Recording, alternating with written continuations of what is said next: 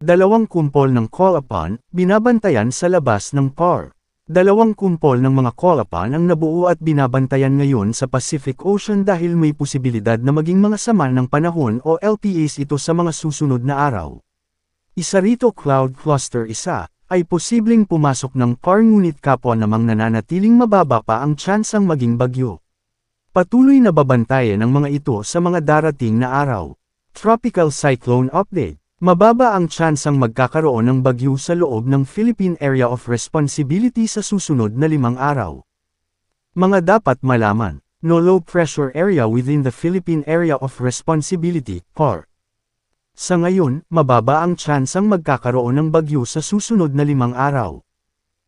Bagamat nasa malapit sa labas ng Philippine Area of Responsibility, PAR, ang nasabing low pressure area, LPA, 07J, Invest 93W, hindi ito inaasahang papasok sa PAR ng kahit saglit at hindi ito makakaapekto sa ating bansa, ngunit papalakasan pa rin ang habagat.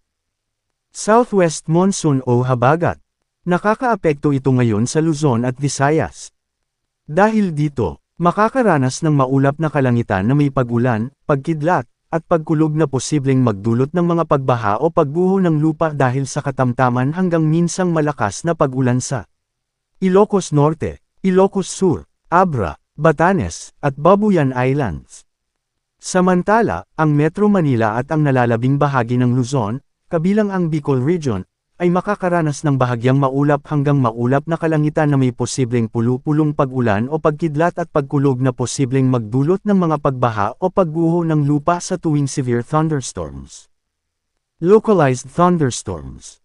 Ang Visayas at Mindanao ay makakaranas ng bahagyang maulap hanggang maulap na kalangitan na may pulu-pulong pag-ulan o pagkidlat at pagkulog na posibleng magdulot ng mga pagbaha o pagguho ng lupa dahil sa tuwing severe thunderstorms.